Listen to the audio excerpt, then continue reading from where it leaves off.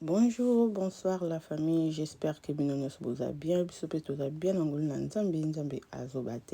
Voilà la famille, les noms de recette est vraiment simple et facile pour nous réaliser. Dès qu'on a besoin moko asenga soki na koki ko sala recette ya dongo o yango na bino. Voilà la famille pour la recette na biso, tous a besoin il y a bloc comme ka juste simple, tous a besoin il y a litungulu, pilipili, ail,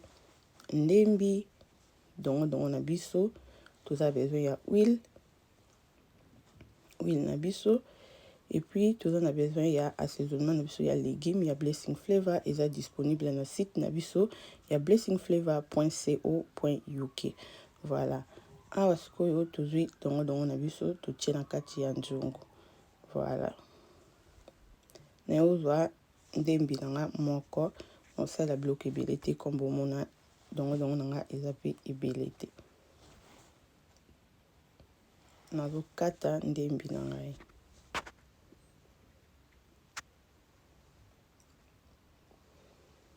donc c'est vraiment simple et facile comme bomonika wana biloko ebele te voilà nakati ndembi na ngai nayozwa pe litungulu na ngai nazokata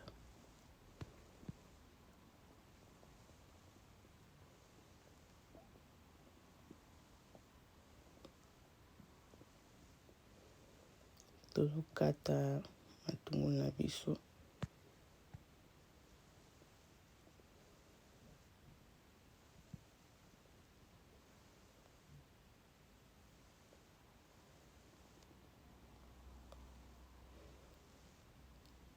nasis kokata litungulu nazwi pe ail na ngai natie nazo presser ail na ngai voilà natie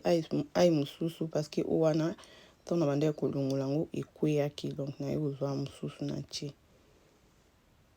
après nayozwa mbuma pilipili na ngai natie soki olia pilipili nayozwa assaisonnement na biso ya légumes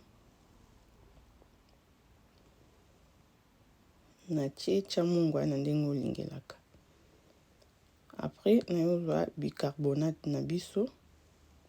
yango oyo mpona bato bazala nango besoin nazwi mokie ebele te natie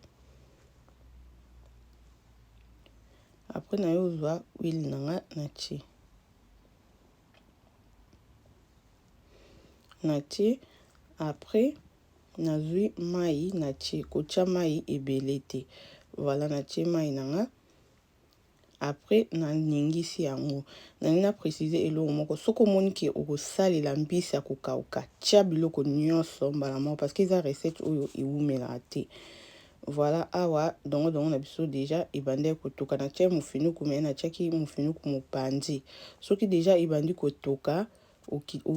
odimine moto kotiango te eza na moto makasi sino te fulufulu nyonso so ebanda kokweya na se donc nde nalobaki tubaloli tozotika mosusu etoka eza recette moko oyo ewumelaka te awa nazongi mpona nabalola natala mungwa soki eza bien epuis na mbuma na ngai ya pilipili voilà nde nalobi soki omoni ke okosalela mbisi ya kokauka ngai nasala yango mingi nasala yango simple mais soki olingi otia mbisi ya kokauka tia biloko nyonso mbala moko mpo ewumelaka te voilà toni toleka na présentation. Voilà la famille recette na biso yango eza simple et facile pour na ko réaliser. Merci na bino nyonso soko sepeli na recette aimer partager commenter et koza malamu mingi pour na lelo to suki wa to kutani na mbala sima nzambe na lola abatela bino bye.